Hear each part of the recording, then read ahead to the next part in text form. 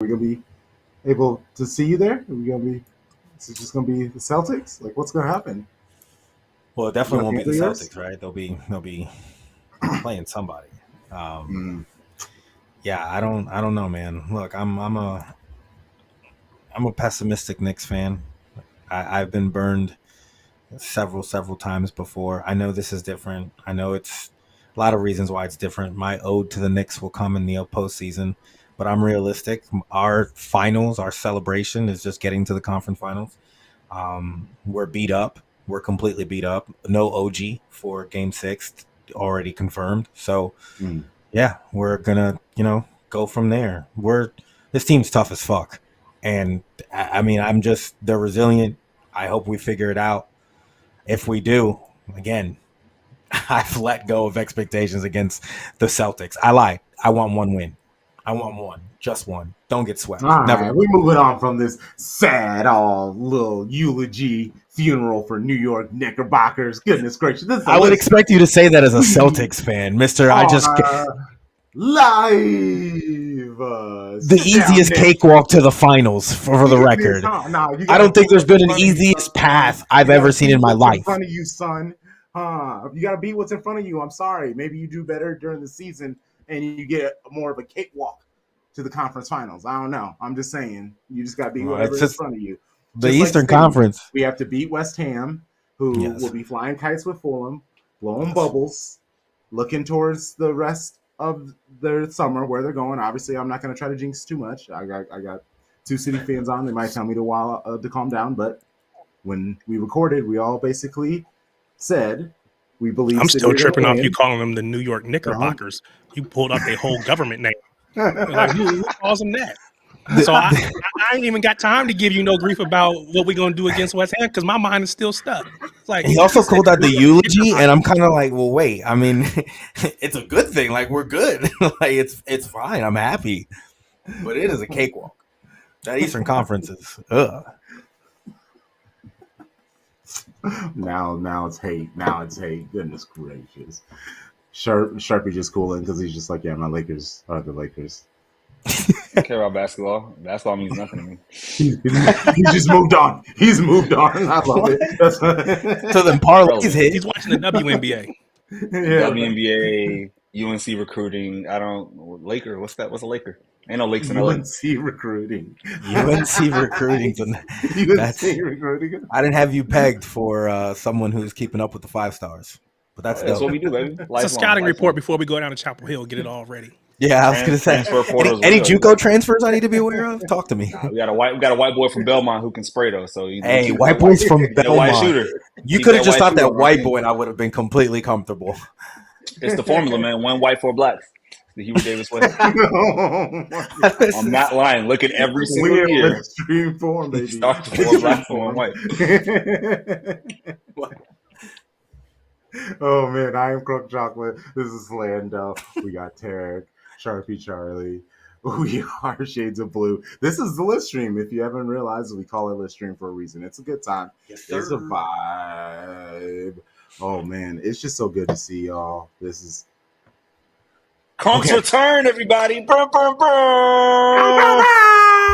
Let's go. This is nice. I missed it. I've been talking so many conversations with so many new people and lots of ice breaking. It's nice to be able to be with people, and I'm just like, hey, this is comfortable. This is familiar. I know what this is like. Oh man. I mean, I missed 2 weeks. City have been handling business.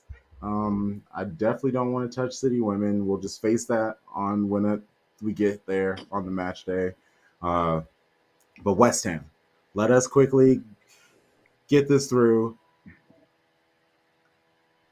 Kudus. Everybody is just like, oh, I'm so worried about Kudus. I'm so worried about all these other like what is happening? Like someone here should be worried, right? We need a resident word. That's Tarek, right? Tarek, like get come on now.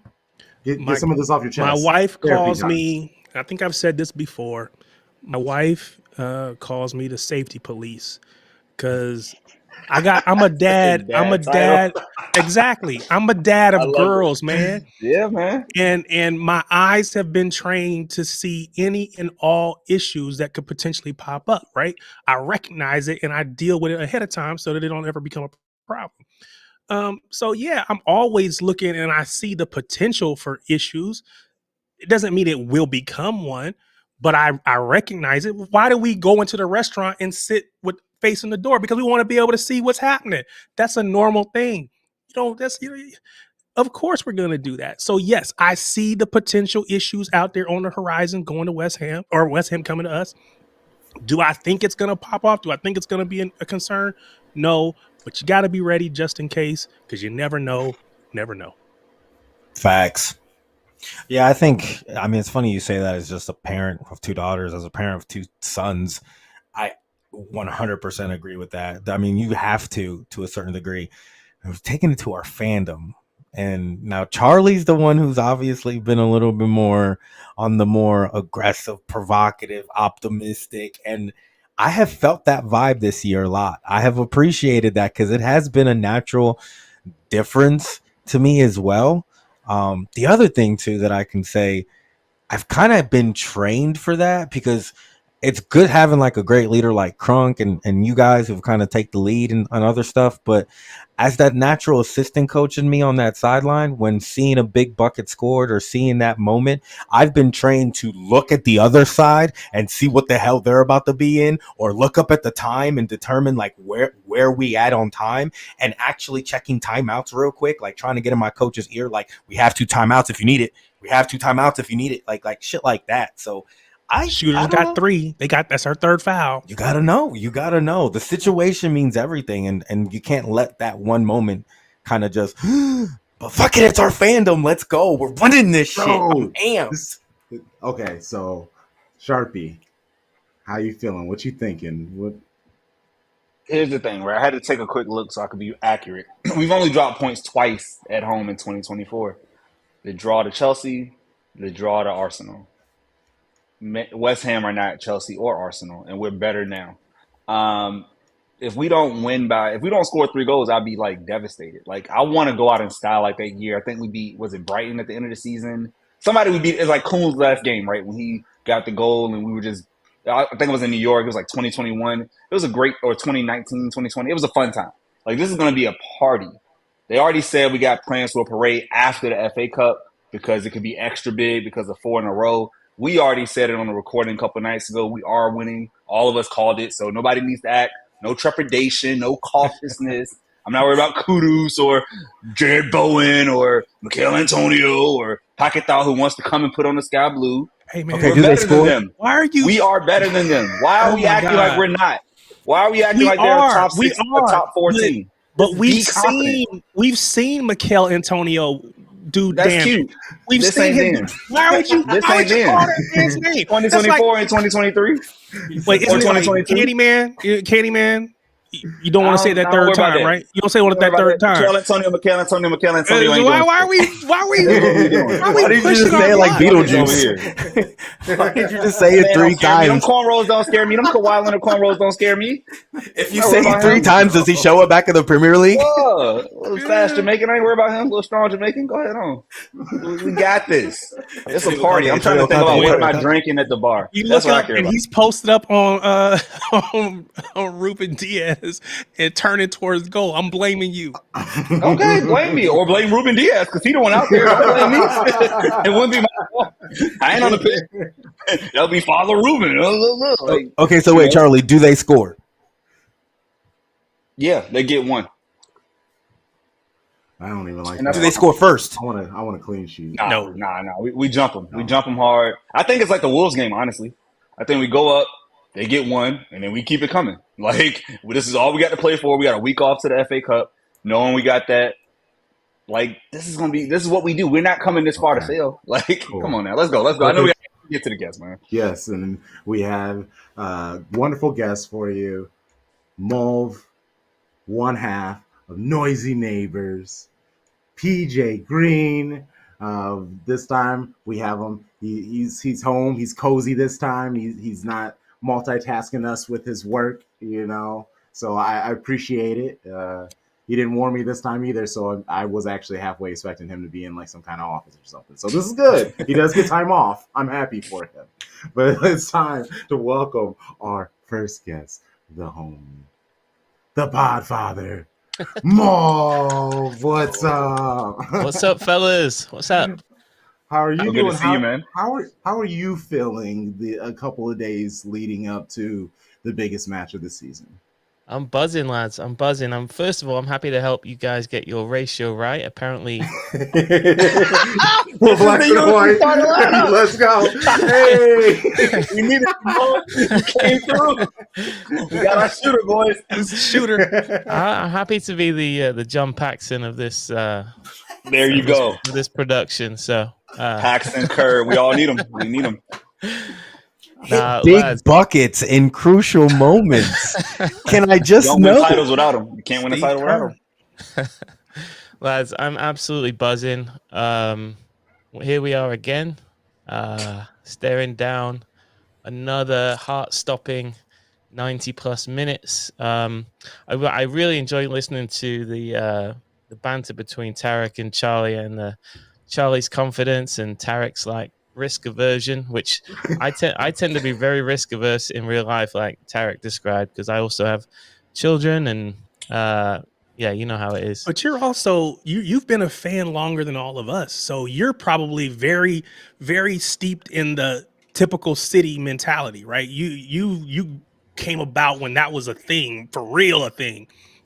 So I read about that on like Blue Moon podcast or forum and all that kind of stuff. So it's like I took it in from there. But that was your life, so I imagine that. Does it still affect you? That's a great point. I've actually shed it completely. You're absolutely right that for many years, yeah, well, it was one of those like, if anything could go wrong, it will go wrong sort of things. But I think we've effectively handed that over to Spurs now. So what was typical City is now just Spursy, and like we've shed it completely. I've become more on the side of the way Charlie was just a couple minutes ago, where this team, like, I don't doubt them anymore in any respect. We're better than every team we're going to play. So I think we should be confident going in. That there are those moments we've had that do stick in your mind. As much as everybody would like to tell us that we make this league boring, we're actually the team that makes this the most exciting competition on the planet, I believe.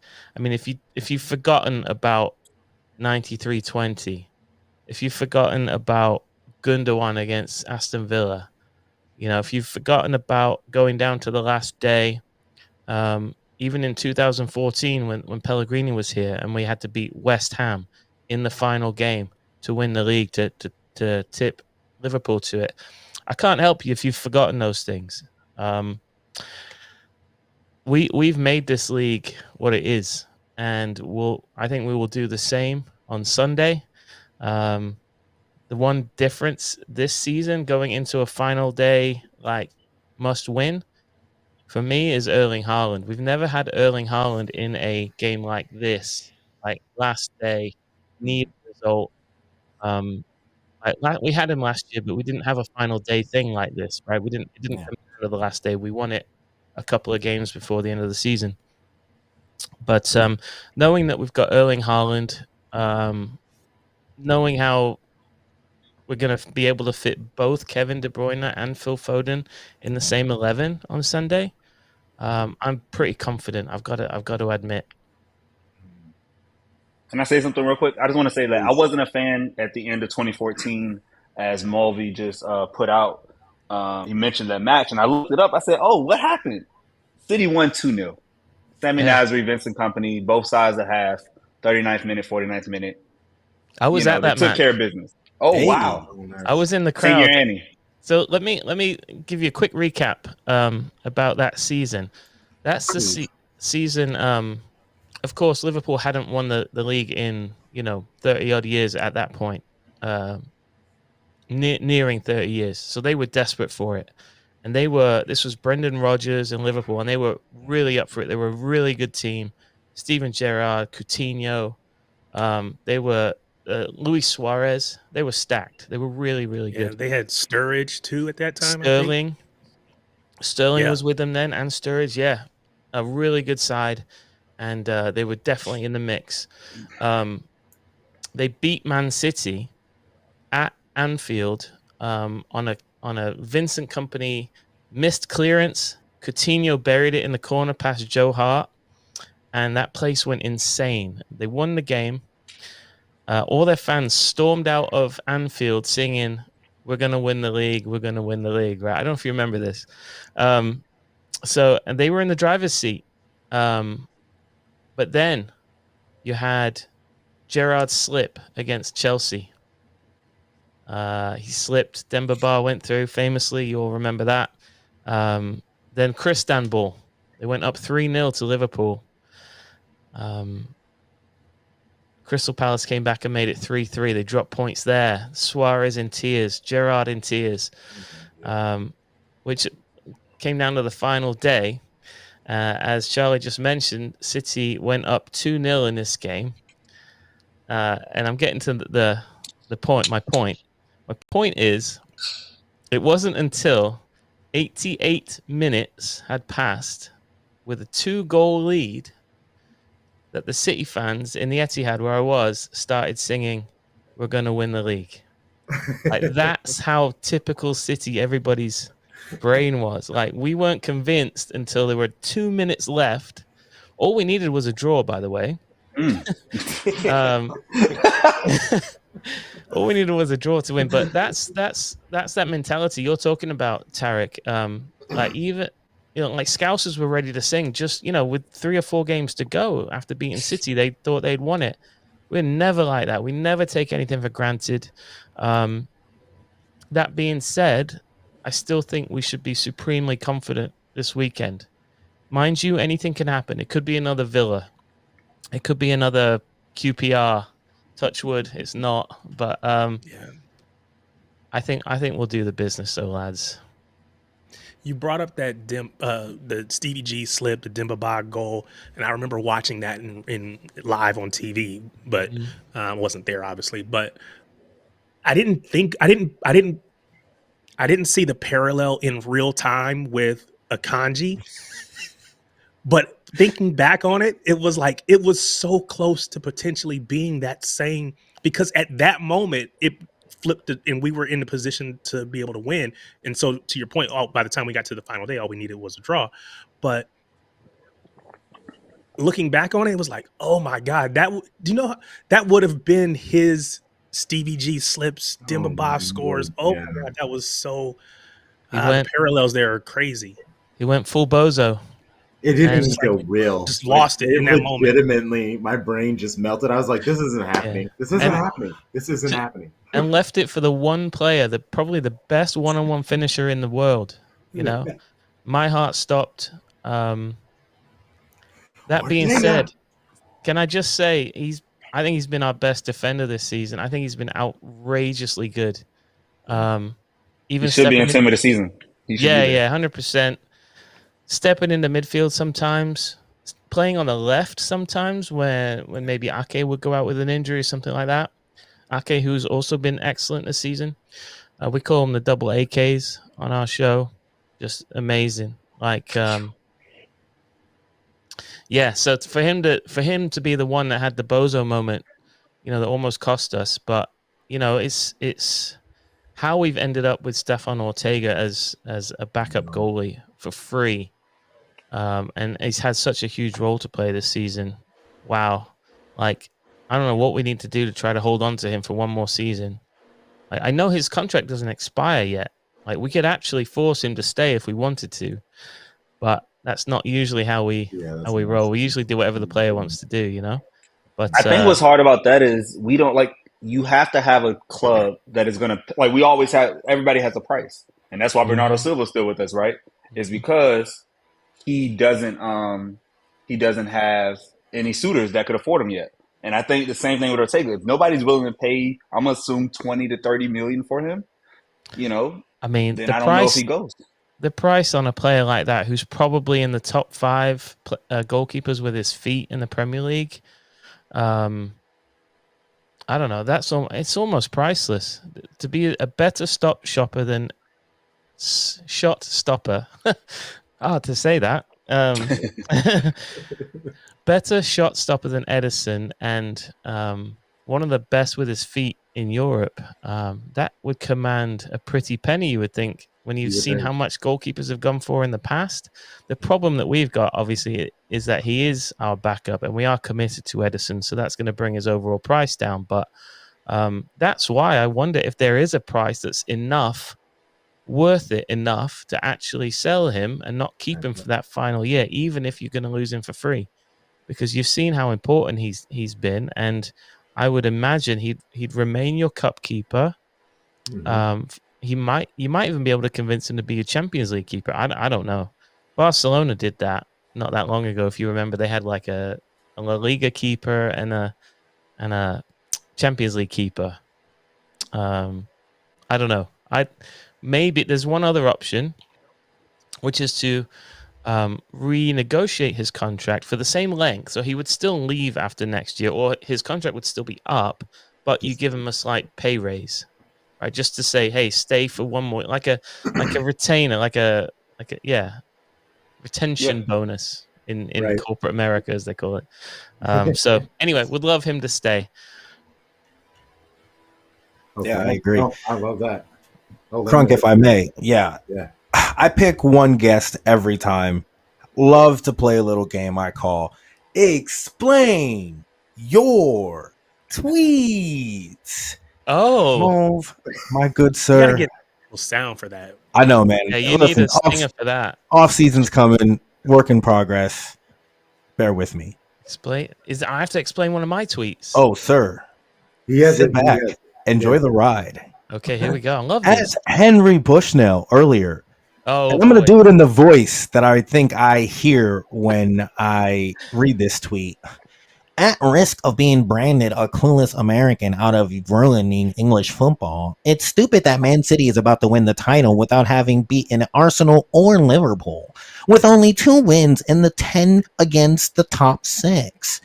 The case for a 4-team Premier League playoff. Noisy Neighbors tweets at NoisyPod. Proud to hand Mulv's, quote, worst take of the month, quote, award over to young Henry here. So I don't know if you caught our episode, our podcast a couple of weeks ago, but I had a hot take, and that was that I thought that Bruno Fernandes would absolutely cook under Pep in this City side, right? Like, for a team that I think we can all agree has really been missing Ilkay Gundogan, I think Bruno Fernandes guarantees you goals and assists from just behind the striker, right? But it's obviously so controversial because he's a bit of a rat. I mean, let's face it, he's a massive rat, right? And he's a rat. Oh, I was gonna say, yeah. Yeah, so let's just say it didn't go down very well with the masses. So it feels dirty to say it. I can imagine. But I can't say you're wrong either. Yeah. He's not wrong, but I want to take a shower just thinking about it. Yeah. I got massively cooked, like, in the DMs, on the TL. And, well, it was well-deserved. So when I said I would like to hand over my worst take of the month award, I literally won it, and I'd like to hand it to this fella who had a pretty ridiculous idea Even of how worse to fix English football. Yeah, so, yeah. Have I explained my tweet? You have, and for the record, I completely agree with you. I mean, as an American, I think Bruno Fernandes Blues. Let's go. Well, no, that I need to think a little bit more about. I was more referring to the whole concept of a 4-team Premier League playoff. I think the concept's absolutely ridiculous. It's dumb. You're messing with something that's just absolutely genius, and to Americanize something like that, even thinking about something like that, it's just dumb. Just dumb. Yeah, I mean, number one, it sort of already exists. There's 2 domestic cup competition playoffs happening at the same time, right? So we've already kind of got the best of both worlds. And two, you could almost look at the Premier League already as a playoff to get into the Champions League for the next season, right? If you Didn't even think think of that, about yeah. it, what you're really playing a full season playoff to qualify for the Champions League. So I feel like that angle, that sporting angle, is already well covered in English football. So to tweak it just because, well, I'm going to guess this bloke's team is not Manchester City. I think it's just, I mean, I think he's waffling. My son, he calls them D1 wafflers. And this guy's a D1 waffler. Or he's There you yapping. go. Apparently yapping. He's yapping. Yeah. What's it is. blood waffling about? You know, that kind of stuff.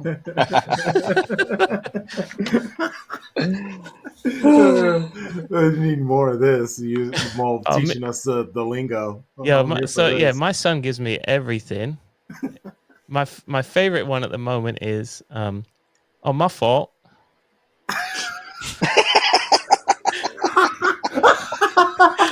I was not expecting that at all. So if you see somebody who is dripped out in a nice fit, Ooh. like, so his nickname for me is Trey, right? He calls me Trey, which is a whole other story. So I came home from work today, and I was wearing like my business casual outfit, and I pull up, and he goes, "Oh, my fault, Trey." which translates to, "That's a nice outfit. I've never seen you wearing that before." It's awesome. That is Yeah. awesome. That's incredible. Parenting like stories, incredible. Yeah, he's just at that age where like all the cool shit's happening. So Mhm. I'm just catching up on it.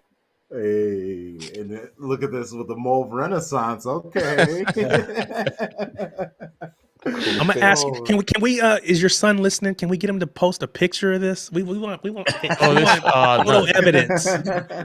nah, it wasn't that great, honestly. It's just generic Mancunian looking bloke in a polo shirt and jeans. I mean, Gets the job done.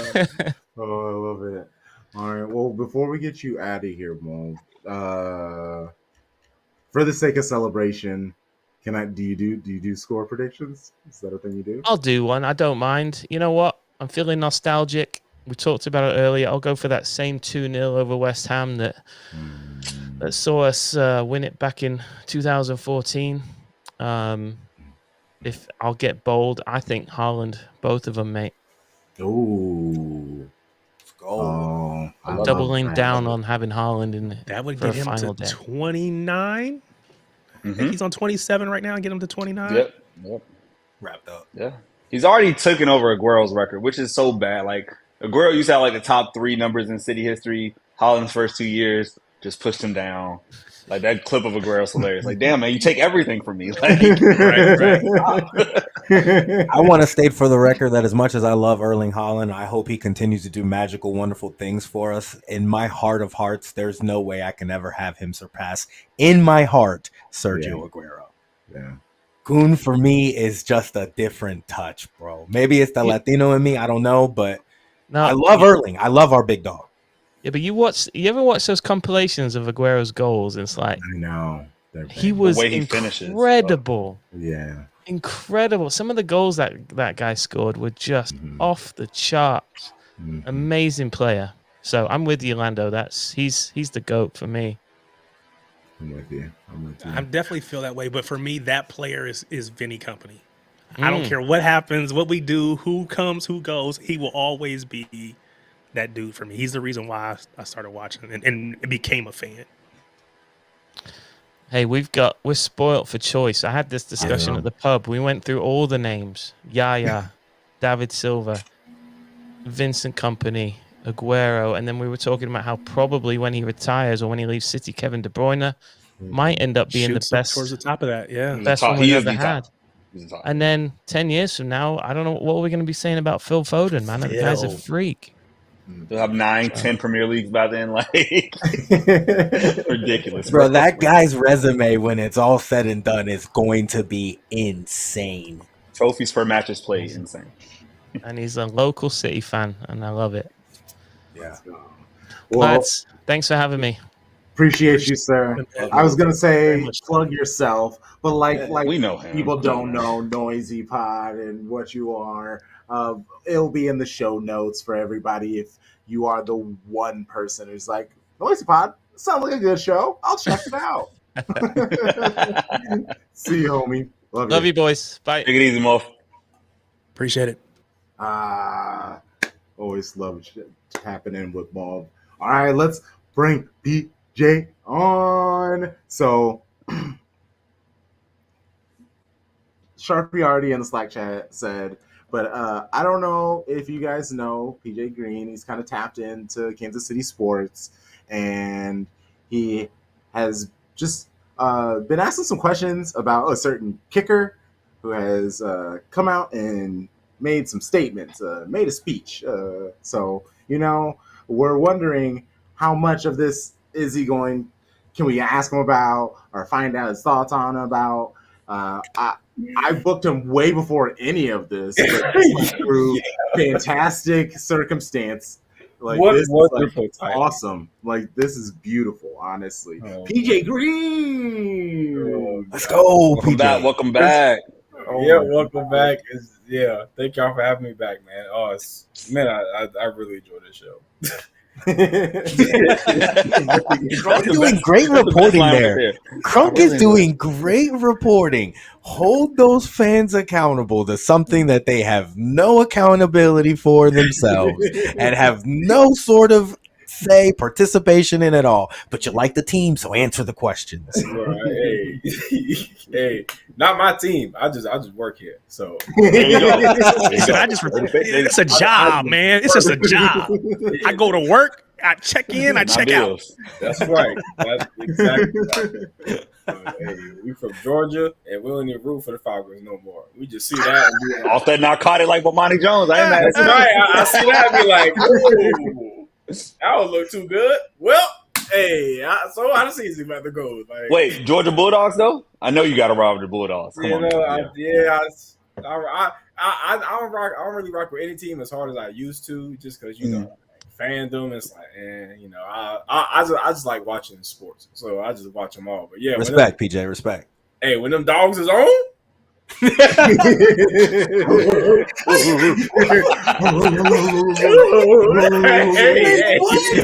Red and black might get out some eye chalk, might get out some paint. Man's out here, boy. Hey, so the first national championship, I was making so much noise. I done broke out the cigar and my little bottle of Henny, and my neighbor was like, hey. I'm like, hey, what's up, man? I'm loud. My fault. I got you. In the second national championship, I'm like, it's like 42-7 in the first half. I'm like, all right, this ain't even fun. Like, whatever. Wrapped up. But yeah, wrap it up. But yeah, I should be watching everything at this point. Sharpie. All right, let's get right to it, man. What's up with Natural Boy, the guy, that man? There you go. I want to make sure Natural Boy. I know. I just want to know this. Not your personal opinion. You are a journalist. You got to stay neutral. I get it. But from what the feedback has been in the Kansas City area, have people taken to Mr. Butker's statement or multiple statements? Because he actually came back again and doubled down. Sure did. All right. That first of all, that quote from today, that's not even real. Like, come on, like that's not a real quote. And like, Harrison Butker is he's a very, how do I put this? I mean, he's just like those church folk that you see that like, I mean, you walk up to them and like they in church every Sunday, Wednesday, Thursday, Friday, Saturday, and Sunday. Like that's what they do. And like nice, like really nice dude. Like you talk to him, like you see in the speech, he's not gonna come at you crazy. he ain't gonna spew. It's gonna be all smiles and like, hey, I'm gonna just talk to you. But yeah, the feedback from Harrison Bucker is, I mean, it's pretty much everything you see on social media that's been circulating around. I mean, we're in Missouri, we're in Kansas, so we can't ignore the fact that like these are like it's mostly red, but the blue is like in the blue is like in spurts. Is that still considered Bible Belt? I assume Oh so, yeah. right? I, Yeah, I mean, at this point, I think all of America is, honestly, in my opinion. fair enough. But yeah, yeah. So I mean, he was speaking at a Catholic university, so he probably felt really at home when he was saying all those things. So, and like it got lots of feedback from the crowd. So like, of course, all of that emboldened him. But this is something that's been, I mean, it's technically been building up, but this is just things that he believes that he's unashamed to say, and like I don't think that he sees it as any malice or any harm doing. I think that he's just like, I have been called by God to like push forward these beliefs. So this is what he's been doing. Like a couple of years ago, Kansas had an abortion vote. He was in a commercial saying, save the kids. Like that's whatever. Um, he last year he goes back to his alma mater, Georgia Tech, at the commencement ceremony. He said, y'all about to graduate, but happiest thing that you can do to make you happy is to get married and have a family. And it's like disagree, but that's what you want folks to do. Okay, we'll just, like, if folks want to disagree, it's like we'll politely disagree. And then earlier this year, he did like a 30-minute interview with a Catholic news network, saying that like, he talked about gun control, he talked about the shooting, and that's the thing, is that like his view about gun control was like, it was like, I believe he's like, I believe that if there were more fathers in the home, that there would be less gun control. And it's like, again, you can disagree, but it's just like, it's fine. It's like, it's okay. But also, like, also the same dude that, like, you may not agree with his views, but he sent his own jersey to the family of the victim who died in the shooting because she was wearing his jersey when she passed. So like, he's like, this is just him. Now this 21-minute rant, I don't know where this came from. I think somebody, like, he must have been fed up, and like, because he got all of his stuff off, and it's like, okay, like, because I've seen him progress. I've kind of, well, because he's from Georgia, he's from the Atlanta area, so like, I've kind of known about him since high school, because like, I know the high school he went to. He went to Georgia Tech. I watched him kick at Georgia Tech, and then I watched him grow with the Chiefs. So I've kind of been watching him all this time, but like, whoo, I don't know what inspired this rant that he did here, but yeah, this is the one that's going to get people going, just because it's like, it's not one topic. He hit a whole host of things that can affect any person in any walk of life. So yeah, I think a lot of the talk around this area is because folks in Kansas City are so Chief centered. They're used to Harrison Bucker spouting some of these views, so they're like, "Oh, I don't get why this is. I don't get why folks are shocked by this. Oh, well, we hear him say these things all the time." And I'm like, "Yeah, but in Kansas City, yes, people know who Harrison Bucker is. He's a kicker of the Chiefs, great kicker. Like a big reason for like their 3 Super Bowls in 5 years. Like, yes, but like, outside of Kansas City, and like maybe Atlanta, don't nobody know Harrison Bucker, man. Like, come on, like, just in all honesty, not many folks know about Harrison Bucker. So if this is your first exposure to Harrison Bucker, of course this is the reaction overwhelmingly that we're seeing, which is like, who is this guy? This dude's trash, yada yada. But you still have folks that, I mean, there will always be folks that support his views, especially Catholic folks. A lot of folks in the crowd liked what he said. They gave him a standing ovation. So like, my biggest thing in trying to do stories like this is just trying to show everything. Like we have Harrison Bucker, we have all of his views, and that's one thing.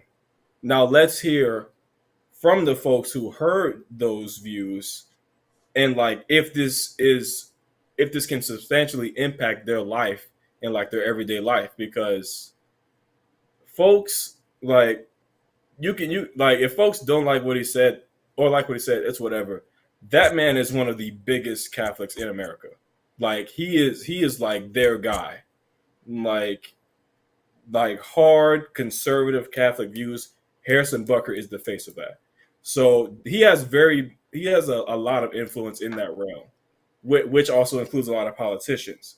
So I don't know if he realizes that, or he probably does, just because I think he's a very self-aware person and he knows exactly what he's doing. So I mean, I can't speak to the man's heart or anything, but just his words carry a lot of weight in ways that we know and that we don't know. Just because so many people do think that way and are vocal, and some do think that way and aren't vocal.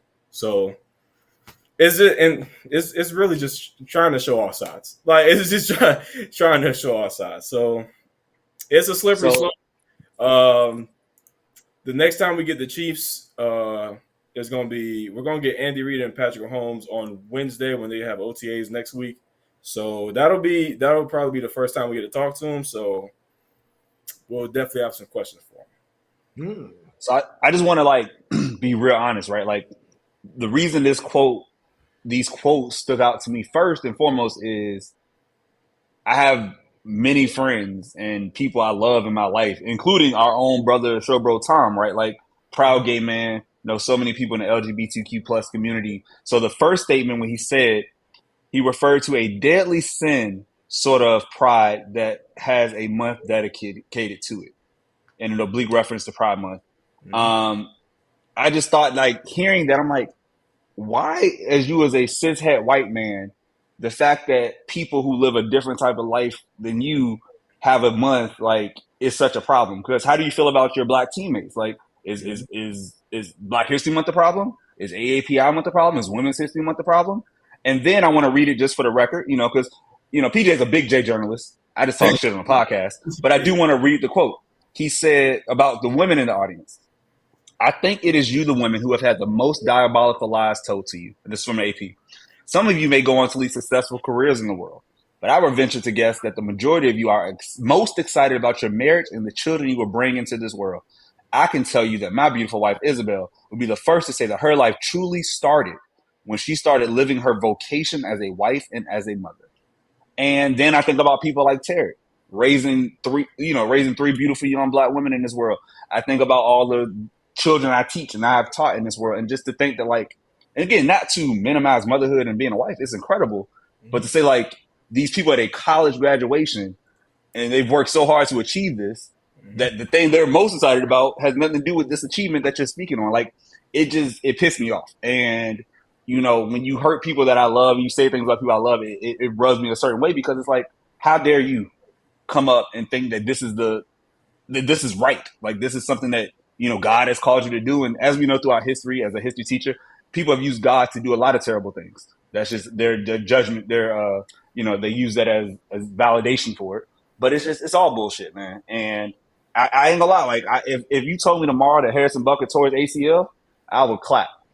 If a player wanted to in game one of the preseason take out his knee, I would donate to that player's favorite charity. Like, I am so over him. I wish him nothing but pain and failure for the rest of his life. I just want to put that out there on the record. That's all I got to say. It is out there. It is out there. I mean, I think because yesterday I talked with a graduate who was there in the audience. Her name's Jocelyn Lewis. She played volleyball. Also talked with the founder and president of Blackout, which is a Black LGBTQ plus organization devoted to furthering health and awareness in the Black queer community in Kansas City. So D. Rashawn Gilmore, he's the founder and president of them. So that was Jocelyn's biggest, like, I think that's the thing that stood out to her the most, was that she's like, I spent 4 years, and Benedictine is a NAIA sport, in sports they're NAIA level, but she still had like over 400 some kills over her 4 years and playing outside hitter at volleyball. She was working part time while playing volleyball. She's a psych major. She's trying to get into the HR field, trying to make a name for herself. And she's sitting here like, on the day that I go get my diploma for all my hard work, this man's telling me that it does not matter unless I'm a homemaker. She told me she sat there in shock and was around like, she's like, "Why are we clapping? What is anyone hearing this?" Like, so, and like, yeah, that's the biggest thing to say it to a group of people that just spend, you don't, and plus it's private, it's a private Catholic university. Um, like you don't know, like I went to a private school, but like it wasn't that heavy on the religion, but like it's money if you go to a private college. Period. Whether you got it or not, you spending money. So like you spending money, you doing all these things, and you got your studies. And like to hear that be diminished, she was saying that like it was the most it was not what she wanted to hear on a commencement day. And that's the thing. And D. Rashawn Gilmore, what he was telling me was that so Blackout, their headquarters is called the Black Box. It's in Midtown Kansas City. He was telling me that the American Hospital Association had their accelerating. I have to go back to my article to quote it perfectly, but their accelerating kind of equity conference was based in Kansas City, and that conference is about it's also about improving healthcare and like diversity, equity, and inclusion in healthcare. And he was saying that the whole weekend they hosted folks talking about their work that they're doing at Blackout, trying to further health in the queer community and things like that. And like I think the last day of that conference was a few days before the commencement speech, and he's saying that and it also was a celebration to say that Kansas City was high on their index of LGBT affirming municipalities. And then comments like that come out, and he's like, "How can I even defend my city? Someone who's born and raised Kansas City." So that's the main thing, is because everyone wants to say that opinions and whatnot. You can have your opinions, but these are what your opinions can do. These are how your opinions can affect people. And I think that's the biggest thing when you when you think about stories like this. The answer isn't to shut up and kick or shut up and do whatever, because you want everyone to be expressive, but you need to listen to folks. You need to understand that words hurt, and words can turn into action that hurt. And I think that's the biggest thing that no one is trying to do, is talk to the folks that these sentiments can actually hurt. We have seen the NFL choose to be, in other situations, essentially the moral police, where they've decided to come in and essentially get involved into things that they don't necessarily need to. They choose to. Earlier today, they also decided to make a statement in the situation and say that they don't necessarily agree with his views and some of the thoughts that he said. Do you anticipate any sort of, for lack of a way of putting it, punishment, classes taken, behavioral modification in any way from the NFL? The fact that I'm laughing at this question is the sad part already. Well, I mean, to be quite honest, there are probably a lot of folks in the NFL that agree with a few of the things he said. I won't say everything, but I'll say like let's not act like misogyny and the patriarchy are still not running rampant in this league, or even in the Chiefs organization. Like these are just facts. So no, I don't anticipate anything happening. Rasheed Rice is going to get like probably 4 to 6 games suspended. Don't quote me on that, nobody, because I don't know nothing. He's going to get a multi-game suspension. I mean, I doubt anything comes to Harrison Butker. Um, I doubt he even makes a statement, just because that's not the way he's rolled. Uh, Ain't no telling what Pat and Andy gonna say when we ask them about it.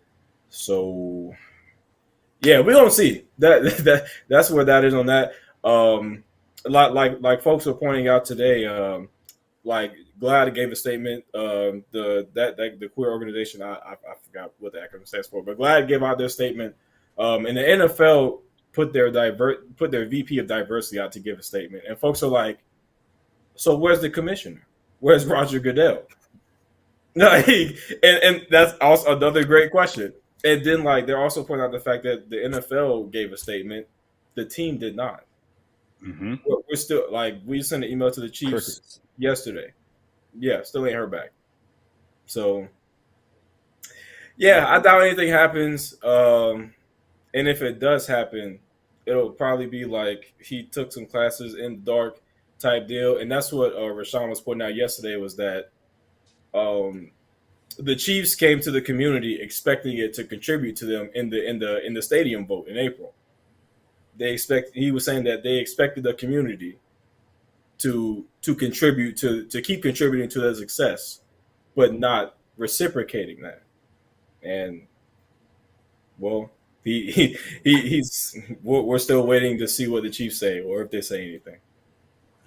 I won't go as deep as to what Charlie went to, and I definitely agree that Charlie has his right to his opinion. But I think the most infuriating situation or the aspect to all of this is what we've just discussed right there, which is the fact that you can necessarily agree or disagree with his points, which for the record, I vehemently disagree with everything that man had to say. My wife vehemently disagrees with everything that man had to say. As a graduate from Oklahoma State University and a former student athlete herself, it was absolutely, she laughed and like embarrassed, like he really believed. And that's the last thing I kind of want to say real quick.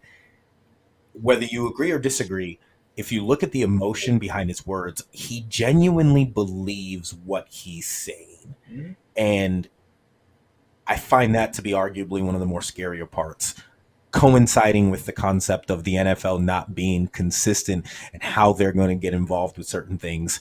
I really, really am infuriated with the concept of no punishment, no clear punishment that is a deduction of fines. I mean, that is what pisses me off. All I will say is that, Lando, and I think that's all Terry ready, is that like that's just like our wonderful country, freedom of speech, right? That's the First Amendment.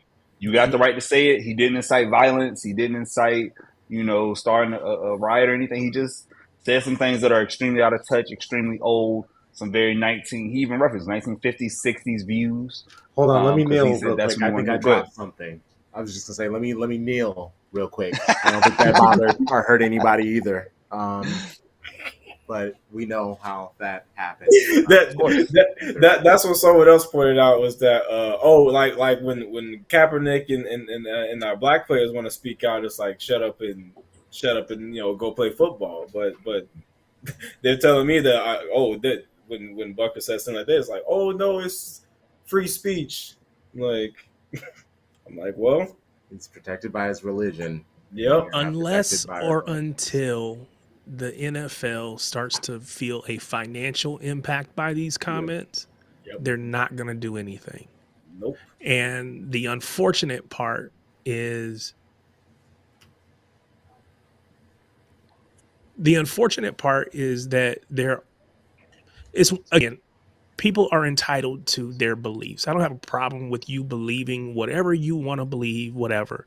But when you start putting that out and impacting other people with your opinions, your beliefs, and putting that on other people, that's when I have an issue. And so again, he can choose to, whatever. But when you open your mouth and you say those things, and again, I think you pointed it out, it was at a Catholic university. They brought him in for that purpose. They knew what he was going to say. It wasn't a surprise to them. Did they consider how their students might feel about it? Probably not. They didn't care.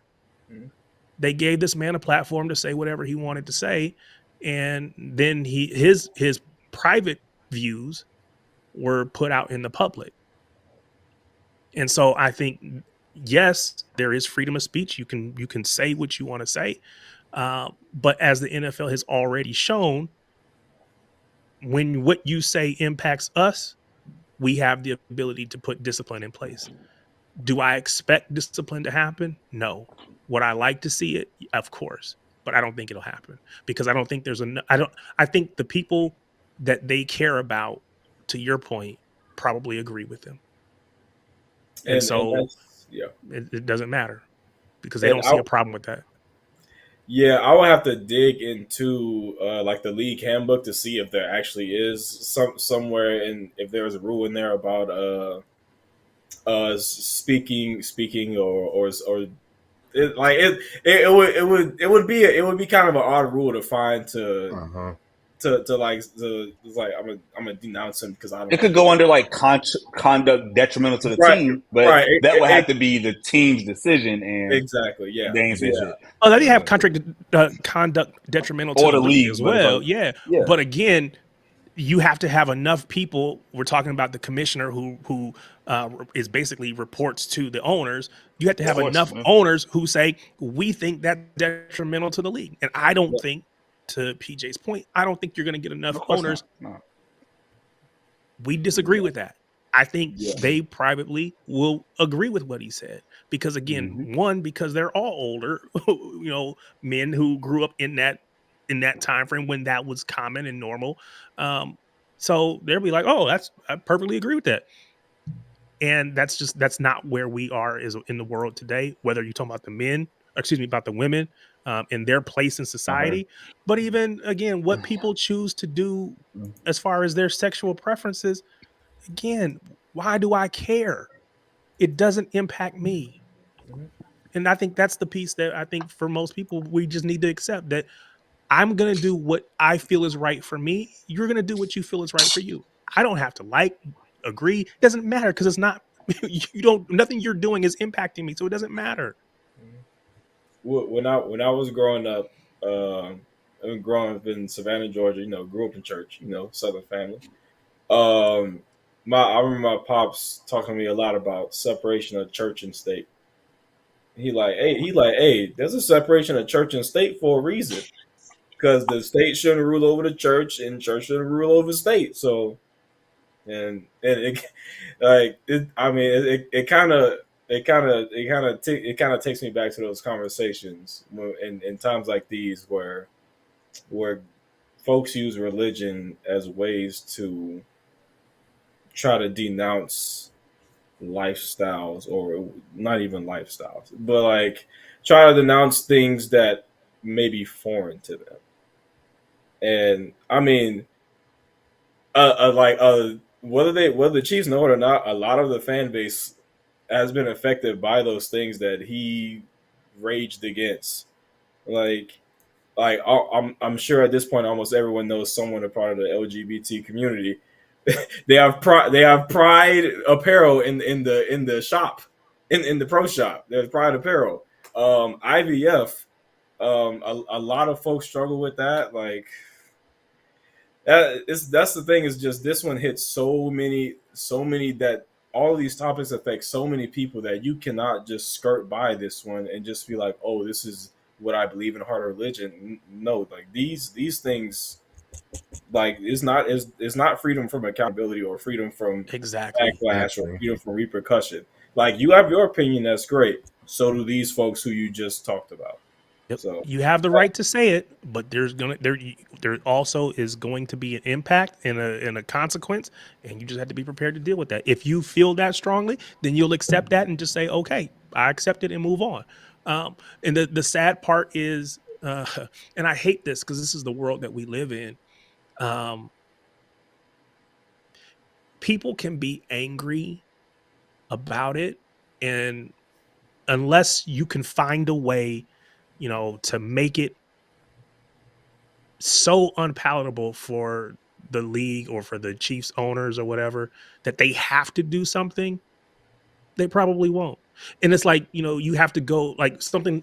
If you get bad service, nobody cares unless you go on social media and dog the company out. And then all of a sudden, then they want to respond to it because now there's a public outcry, right?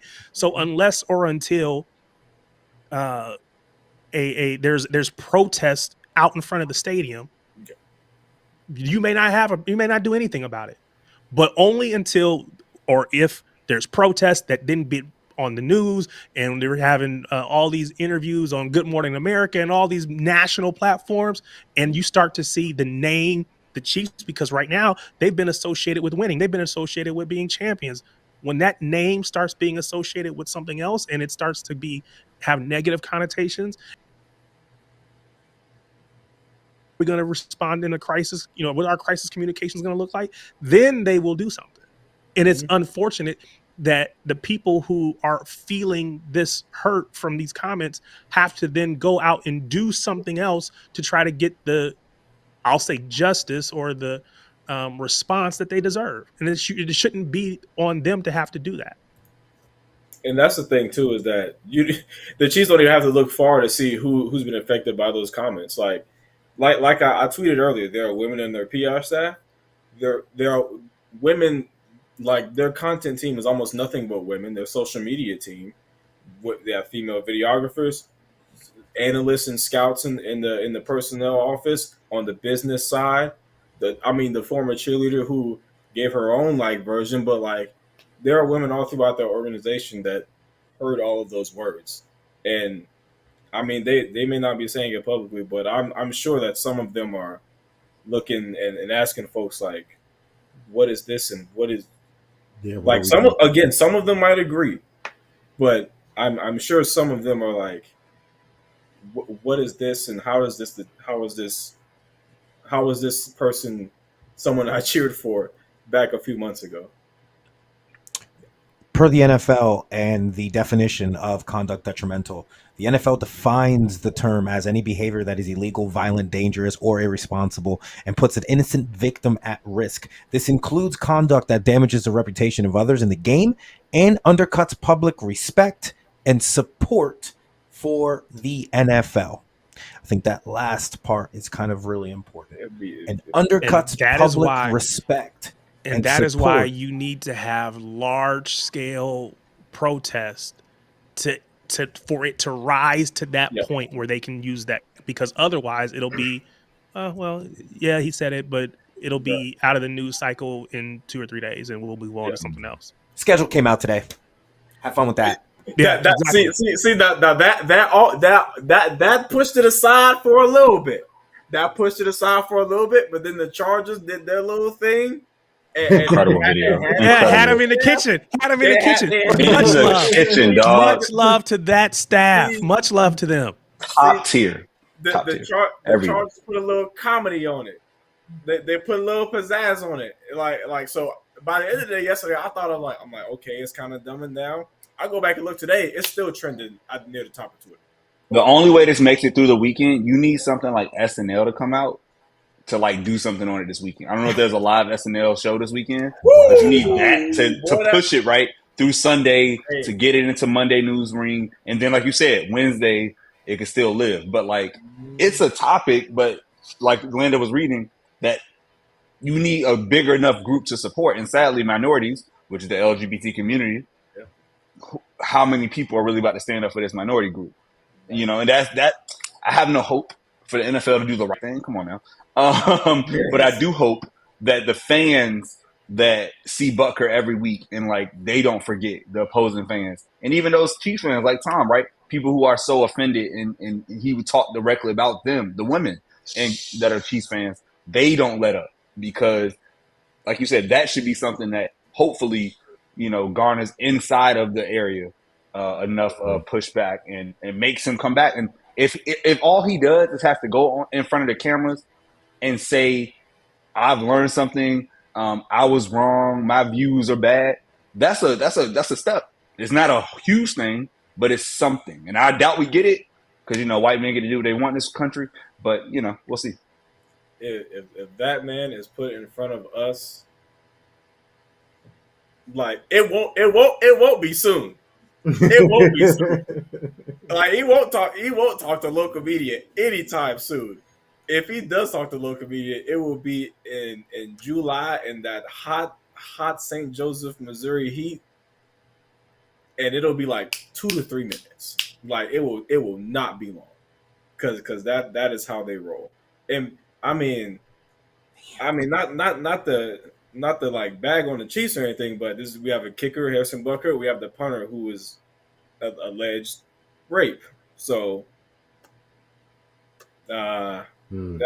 and everyone's kind of putting everything together with like Butker, Araza, Rasheed Rice, and Xavier Worthy got his car stolen. Like it's, whoo. I mean, back to back champs, but like, man, I mean, just a They keeping you busy, bro. You gonna keep and you gonna keep being at work. Work ain't gonna be gone for a minute. like who like I'm busy trying to focus on this undefeated women's soccer team with their own stadium, beautiful stadium, great players starting off with a hot season, Sporting Kansas City, and then we got Sporting Kansas. and then we got the Chiefs. Just they had a nice draft. Rasheed Rice is like, okay, I mean that's the crime, it's fine. Draft, they got the wide receiver. Everyone thought they would get great. We got the offensive tackle, great, and it's like, all right, see you at OTA, see you at training camp, whatever. And it's like, nah, But wait, there's more. We got some more for you. I'm just trying to spend this summer covering the Current. That's all I'm trying to do. Like, hey, the Current is the baddest thing in Kansas City right now. And like, man, that's where I want the attention to be at. Like, goodness. That's where it should be. It's It's what we should be talking about. Yes, that's like also very very timely. Is that Butker gave his commencement speech that morning, and then that night Patrick Mahomes gets his time 100 gala where he's like, a toast to women's sports. And I'm like, well, ain't that just good old karma? Well, honestly, this is a very amazing example of what I want to do with the lit stream. First with Mulv, we were nice and lit, laughing at the other teams that we potentially playing, little lesson, and then we get real lit with life and with the big J journalist PJ. Like, but also this is conversations that a lot of sports shows aren't gonna touch, aren't gonna want to talk about, and I want to embrace this more next season. Like, people know where we stand when it comes to talking about football and knowing things, but as a people, I feel like we have a duty to kind of talk about these things because a lot of people aren't. But want to show you some love. What DT3 put in when you hopped on Sam Mewis's favorite KC beat reporter, PJ Green. Please plug yourself. Let people know where they can find you and the amazing work that you do, my friend. Man, thank y'all for having me on. At PJ Green TV on X, Twitter. It's Twitter. Get out of here. At PJ Green TV on Twitter and on Facebook.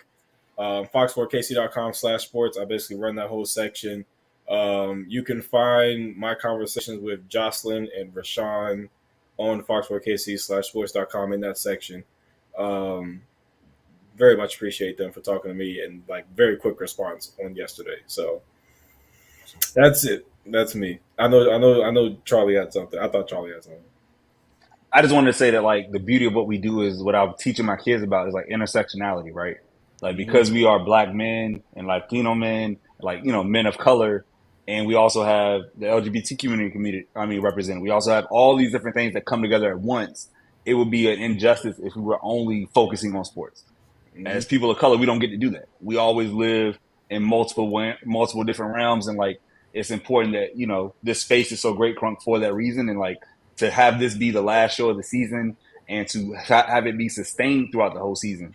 It's our, we all show up, right? We take different weeks off and stuff, but like, we are here, we giving this content, and we having great discussions, funny discussions. And like today, I think it's probably one of the most impactful discussions we've had. So like, thank you, Crunk, for opening the space. Thank you, PJ, for being an amazing guest, and just so happens to be in your neck of the woods that this happened. And it all worked out, man. So it's a beautiful night, even though it's a crazy topic. Yes. Yeah, thank y'all. And bouncing off that one last thing, just like it's like we all love sports. We want to do the game stories. We want to do the features. Like, we want to talk about like the intricacies and the X's and O's. Great, beautiful. That's everybody's dream in sports. But like, when sports intersects into real life. Like when we have crime stories, when we have someone alleged of this, we have someone spewing views that are not aligned with where folks think society should be going, we have to address it and cover it. Like it's that game story, like it's that feature. Like that's my biggest gripe with this whole story is that it was a national story before it was a local story, and it's still it's like it's local gossip. It's a national story. It like we'll all be better when we confront things and cover them as they should be. Whether you believe views or believe the other side or whatever, the coverage is worth it because voices need to be heard on either side. And I mean that's how we'll get better is confronting things that we don't want to talk about. So that's the journalist I strive to be, and that's what I strive everybody I know to be is confront the things you don't like. It's not that hard. I'm with you. And truly, thank you. Thank you. You enjoy the rest of your evening, sir. Y'all too. Thank y'all. Thank y'all. Yeah. See ya. Yes. This was a wonderful last show of the season. Oh my gosh. I need to go through and see how many guests, but we've done it. We've shout out to all the most dope guests that we've brought on, the new ones, all the people who are able to come back. Looking forward to what we're gonna do next year with Let's Stream. This whole summer, we got content season coming up. We got represent. There's end of season report card. Lando, he's just getting started with spliff notes. We got a few more announcements. The people joining the network. Keep your eyes peeped because you know it's about to get real fun. But we got West Ham to focus on. Focus on what's in front of us. You know the vibes. I'm Crunk Chocolate. We got Lando. We got Sharpie Charlie. We got Tarek. You know what? I'm not even gonna say you know the vibes. Shitty gang, shitty gang, shitty gang.